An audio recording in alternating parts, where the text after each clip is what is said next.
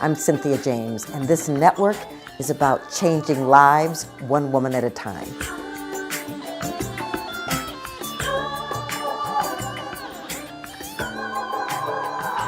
Hello, ladies, and welcome to Women Awakening. And we are here to celebrate women because we are changing lives, families, communities, and this world one woman at a time. I am so excited that I get to introduce you to extraordinary women that inspire me, uplift me, and remind me how incredible it is to be a woman on the planet at this time. So my guest today is Geneen Roth. Aside from loving her, I got to tell you who she is. She's the author of 10 books, including her newest book, The Messy, Magnificent Life, and #1 New York Times bestsellers, Women, Food, and God, When Food is Love, Lost and Found, and The Craggy Hole in My Heart and the Cat Who Fixed It. Over the last 30 years, she's worked with thousands of people in her groundbreaking retreats and workshops. She's appeared on a lot of shows: Oprah Winfrey Show, 2020, The Today Show, Good Morning America, and The View. She lives in California with the charms of hummingbirds, her fabulous husband, Matt, and Izzy, the fabulous eating disordered dog. Geneen, welcome. I am so glad you're here. Thanks, Cynthia. I am so glad to be here with you. So glad. Well, you're just such an inspiration on a lot of levels for a lot of people, but I guess I want to start by asking you to tell us, a little bit about where you came from, your history, because a lot of times people look at people who've achieved what you have and they think they just leaped into it, that it just dropped in or they came here with silver spoons in their mouths and they just walked through the doorways. What's your history? Well, let's see. My history is a lot of pain and suffering. No, I actually don't think it's an essential ingredient for people to grow. But in my particular case, having come from a very challenging childhood with a mother that was miserable and drug addicted and alcohol addicted, and a dad that wasn't home, and ingredients of sexual abuse and physical abuse, and a very, very strong yearning to find out what else there was beside that. So I think it began there. Also, my issues with food began there. I started compulsively eating when I was 11, went on my first diet, and then gained and lost over the next 17 years, well over 1,000 pounds, probably more than 1,000 pounds, until I got to a low point. This is where the extreme misery comes in, where I really wanted to kill myself. And I think when I realized that I really didn't want to go on like that, and I didn't feel like I had a choice, but I did realize that the other choice was, well, I could stop depriving and shaming myself, at least around food. I wasn't sure I could do it in the rest of my life, but I didn't have to keep dieting. And so that's when I stopped dieting. And that's when change started happening for me around food. It's so incredible to hear you say this, Geneen, because, I came from a pretty crazy childhood too, with violence and drama and abuse and addiction and all kinds of stuff. And I remember being in a similar place one day thinking, why am I on this planet? And that was the choice point of saying, well, what are you going to do? Right. So anybody who's listening to this, wherever you are, even if it feels like you're rock bottom, there's a way out. You get to choose. And so did you know you were a writer when you were young? I wrote my first story when I was in 5th grade. Mrs. Epstein was her name. And she had a big gap between her two front teeth, which I loved, and very curly brown hair. And she asked everybody to write a story. And I did. And I wrote about this girl my age who saves an airplane from being crashed. I don't quite remember any more particulars of that story, but what I do remember was the feeling of joy and the feeling of being transported to another world, to a world that had to do with creating words and creating stories, and was no longer in the family's world that I was growing up in. And you would think really that that would have been enough to make me decide, or to inspire me to decide that I was going to be a writer, but it didn't. I did write a book soon after that about John F. Kennedy, and I wrote poems, and I wrote in my journal, which I called my journal Bubbles. And I just found this journal recently, Dear Bubbles. And then it would go on with what happened that day. Love ya is how I ended every single journal entry. There were feathers from my parakeet named Cookie, appropriately. And the first time I got kissed and things like that. But it took many years of trying so many things. Even though I knew I loved writing, I never felt like I could be a writer. I would walk into bookstores and I'd see books and I'd think, no way. There's not little me being able to do that. It seemed like it was like flying to Mars, going from where I was to actually writing and publishing a book. And it wasn't until I tried so many other things, being a maid in a dishwasher, being an astrologer, being an avocado and cheese sandwich maker, tutoring chemistry, which I was terrible at. I can't even believe I did that.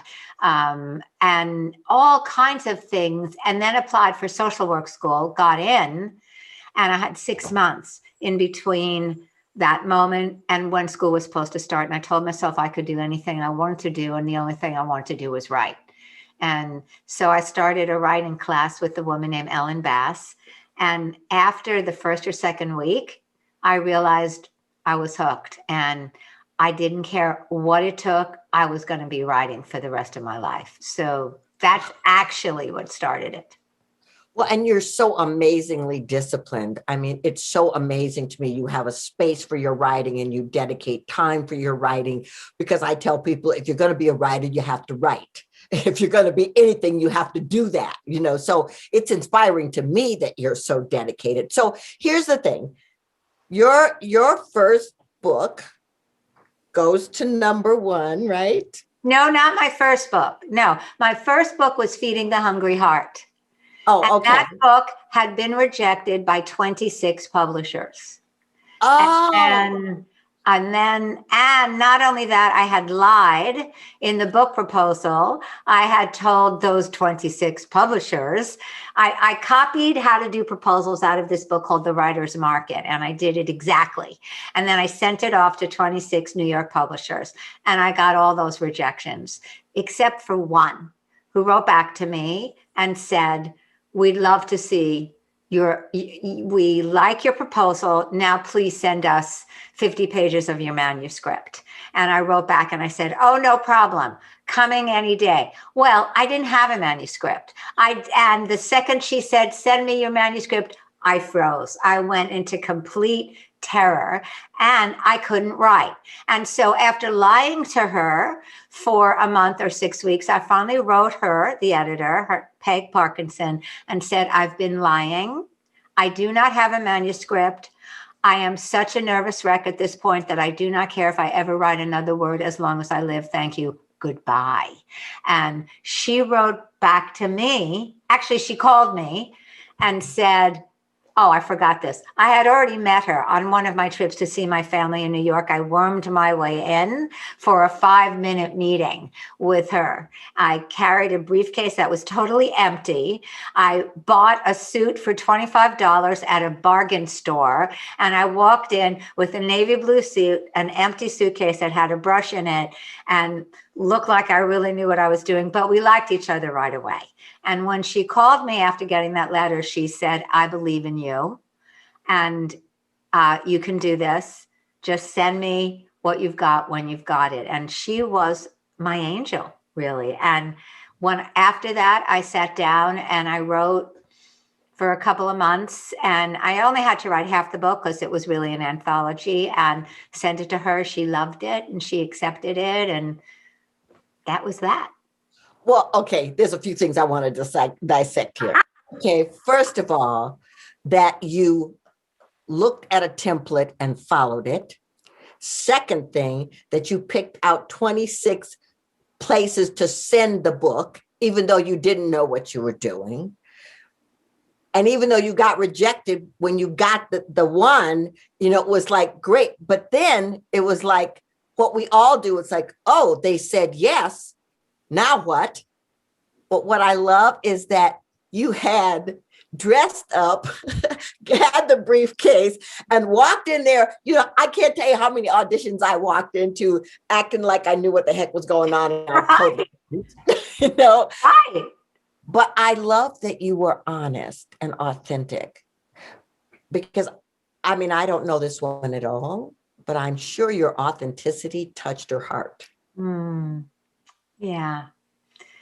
It was a good match. We loved each other. And then she wrote me after that first book was published, and it didn't do much. In fact, I was on, this is going to really date me, but so what? I was on a show called The Merv Griffin Show. And that was that was the first and only national show I had ever been on. And I was on with a woman named Carol Shaw, who wrote a book and a magazine, edited a magazine called Big Beautiful Woman. And she apparently had been on television 100,000 times before. And I hadn't ever been on television, not even once. And I sat down and she took over the interview completely. And I could barely get a word in. And I left that interview and I cried and I cried and I cried. I was embarrassed. I was ashamed. I've had quite a few television interviews like that. Another one was the Phil Donahue show, where that was a couple years later, where I did not do well. Believe me, I did not do well. So I have had as many so-called failures as I've had successes. And it's been hard to learn. It's been hard to think of those failures as learning opportunities. I haven't always, but really that experience, both on the Merv Griffin show and the Donahue show, showed me what I needed to practice, what I needed to learn that I didn't know how to do, which was learn how to be on television. Well, and I think that that's something that's so important. It's like, we don't come in with an encoded message. This is how you write. This is how you do interviews. This is right. And sometimes you soar and other times you don't. But what I love is, and this is what I've learned from you, is that just because you've had a New York Times bestseller, you don't stop. You don't just go, oh, well, I've arrived. I have watched you over and over continue to write, continue to tell stories of your ups and your downs. What I love is that you tell the truth about your life. I've been reading your chronicles. For those of you who don't know, I'm going to let her tell you what they are, but it's amazing. Right. So just about writing for a second, I want to say that long periods go by where I don't write, because the writing that I do, I have to learn something I have to have some lived experience between the last time I wrote whatever I wrote and now. And I've been told many times, you have to keep writing, you have to keep writing, you have to put a book out every 2 years. You can't stop, you can't stop. And I have gone through a lot of moments of darkness, thinking that I should be writing more than I'm writing. But I also know a truth, which is that I love to write, that writing thrills me, and that when I leave myself alone, I flourish. Now, the Cancer Chronicles that you've been talking about a year ago, and you were so wonderful with me and my community, which you are, of course, part of around this. I was diagnosed with breast cancer. 2 days ago was the year anniversary of me finishing the last radiation treatment. So it was sort of new. And so for 6 months, I didn't write about it at all because I needed to process, digest, get over the shock and the fear. I mean, no, not get over the fear, sort of meet the fear in a different way than I was. I don't think you get over it. I think it's you meet it, you feel it. If you can't welcome it, you at least accept it and acknowledge where it lives in your body and are kind to it instead of wanting to get rid of it. And so I started those Cancer Chronicles when I was ready to speak about it, when I was ready to say the smallest thing about it. And then, surprising to me, they've turned into this blooming of just unexpected things that cancer has not been the only thing that's knocked me upside my head. First, it was compulsive eating. Then it was a couple of car accidents where I ended up in a wheelchair. Then it was losing all of our money in 2008. And now it was cancer. And so I have worked with cancer, and that's what the Chronicles are about. They're both about the fear and the terror and the love, and using what's here as an opening to the heavenly invisibles, as Mary Oliver would call them. What's the life beneath the life, the pain that this opens, well, the doorway that this opens to. Yes. And so that's the grace of that. Well, I think it's so important, many years ago, I did a one-woman show that was really the story of my life. And it was a lot of the ups and the downs and the craziness that I went through to get to this place. And I didn't know it at the time, but what happened was that play became a gift to other people to know, well, if she can do it, I can do it. And I think that that's what you exemplify. If someone that has reached this level of success can fall and get up and fall and get up, I can fall and get up and fall and get up, and it's okay. And I just want to talk a little bit about the fact that you have an extraordinary community of people that love and support you walking through some of these. Yes. And what I write about in that first Cancer Chronicle is that I'm a catastrophizer. I know you're not. Thank God you're not. I mean, you have such a firm sense of holiness, and I go straight to the sky is falling. And not only that, it already fell, and tomorrow it's going to fall worse than today, and then the next day it's going to go like that. So when I thought about catastrophe, like if I ever did get diagnosed with cancer, or something happened, like we lost our money, or or I was in a car accident, and these things keep happening. I think until I learn what there is to learn here, I must have this very hard head. I think I'm getting it finally, that love abounds. But before the cancer, I thought nobody's going to show up. nobody is going to, who's going to show up. I didn't really know that I was loved and that people would show up. And it's been through having had cancer, and I put this in the past because I don't have it anymore, that I have been able to take in the love. And that probably is the biggest gift that cancer has given me, which is love. And also knowing that I will survive, and I will survive. I was surviving with the cancer, and I'm thriving without the cancer, but I was also thriving with the cancer too. Yeah. So it wasn't the end. And it's just been a stunning experience. It's not over yet. And that's what the Cancer Chronicles are about, the doorway that this has opened up for me. Yeah. Well, it's incredible, and it's going out to so many people who are being inspired by it. And what it says to me, especially, with everything everybody's been through with the pandemic and everything, that I love that thing that you just said, love abounds. Beyond the circumstances, beyond the situations, beyond the diagnoses, whatever, love abounds. And if you can lean into it, the universe shows you that it abounds. I mean, yes.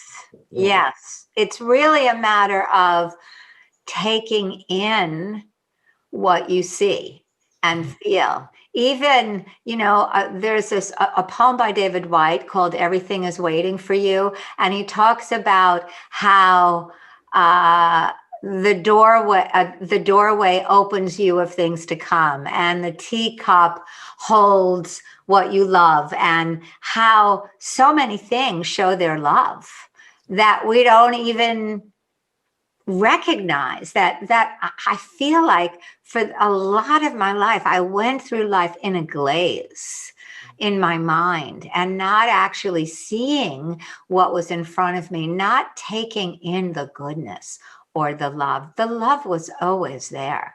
I was so focused on somewhere else, on not having enough, so entranced by the stories of my childhood. And, I wish I could tell you that success, having a #1 New York Times bestseller, having books published, pierced that trance, but it didn't, because that was out there. I think this is an inside job we're talking about. It's not about what's out there. It's about how you see, or how I see, what's out there. So when I look at the world through shattered lenses, the world looks shattered. Even great success looks shattered. Doesn't look like success.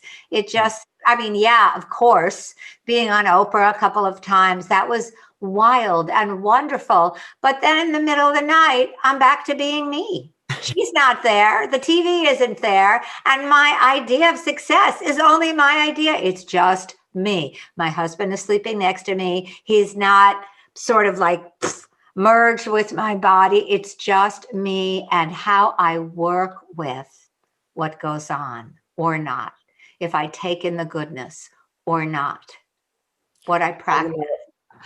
What I love about what you're saying is that, I have this belief that something extraordinary beyond us loved us so much that it breathed its life into us, and it's with us always, no matter what we're going through. And you're right. It's like, you got to be with you, because that's what's here.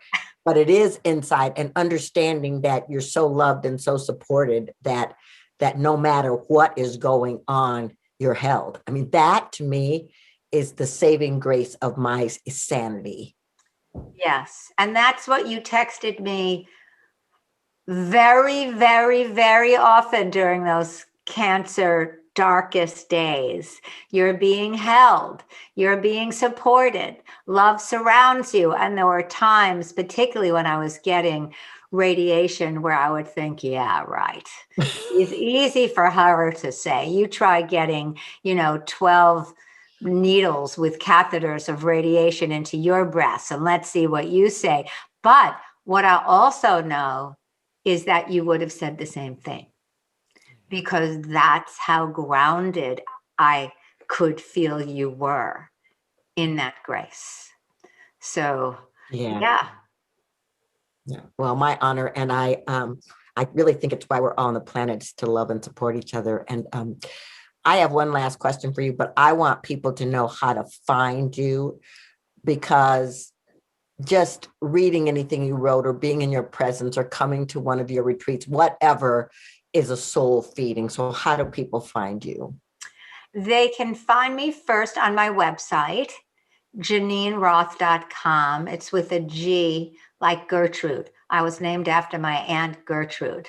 And so Roth with a TH.com. And everything is on there. And if you're a Facebook person, you can find me on Facebook, Geneen, facebook.com/Geneen Roth. You don't have to do the whole friends thing. You can just pop on there. And Instagram, I think people know at Geneen Roth. So those Cancer Chronicles are on there. And they are also on my website. So you can find all of them in progression on my website, and a list of my books and articles and videos and things like that. Awesome. Run, do not walk, ladies, and get her stuff. That's all I want to say. Okay, here's my last question. What do you think is the one thing women need to know about awakening to step into their fullness? I might sound a little bit like you. I don't know when I answer this. I would say there's a fullness and a magnificence that's already here, and that we covered up by the stories that we tell ourselves, by the narratives, by the trances we hypnotize ourselves with.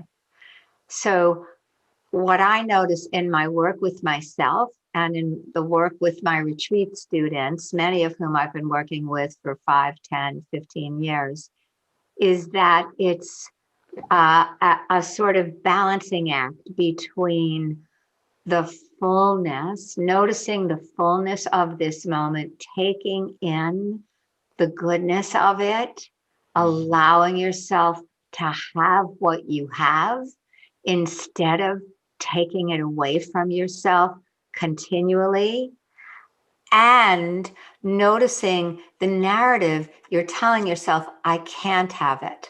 I'm not good enough. I'm not a good enough writer. I can't publish a book. I'm not like them.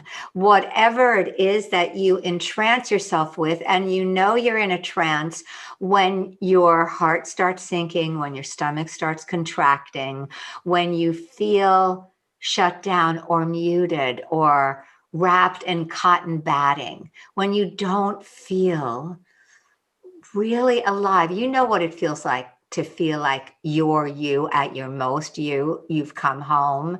When you're not feeling that, question that. Ask yourself what it is you are believing, and ask yourself what is actually true.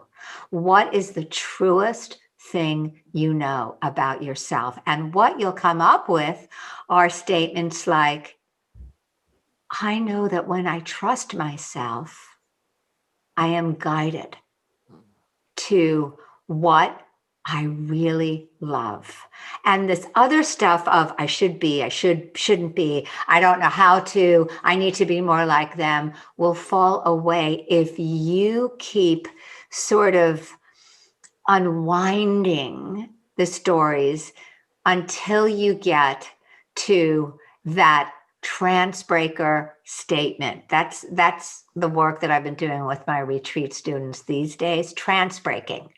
And the work I've been doing with myself when I wake up in the middle of the night enwrapped in stories about what a failure I am. Oh, incredible. Ladies, if you missed any of that, roll the tape back and listen to that again. Geneen, I'm so honored to walk this path with you. Thank you so much for being here. I'm excited to see what's next for you because I know you're opening in another way to revealing yourself, and I can't wait to see what it is. Thank you so much. Really grateful. I love you, Cynthia. You bless my life Mm. by your presence in it. Thank you. And thank you for having me on this podcast. That's what it is, a podcast, right? The podcast. That's what I thought. I just want to make sure. But anyway, thank you, thank you, thank you. And everybody who's listening, thank you for listening. So everyone, ladies, we do these podcasts every week, and the intention, the mission is to bring to you possibilities where you can step into a field where you remember that you're magnificent, that you're divine, that you're here because you are necessary and essential. So come back. We're on iTunes, we're on Spreaker, we're on Spotify, Amazon, and on YouTube. And please subscribe and use the gifts that these women are giving you to make a better life for yourself because the world is waiting. Many blessings.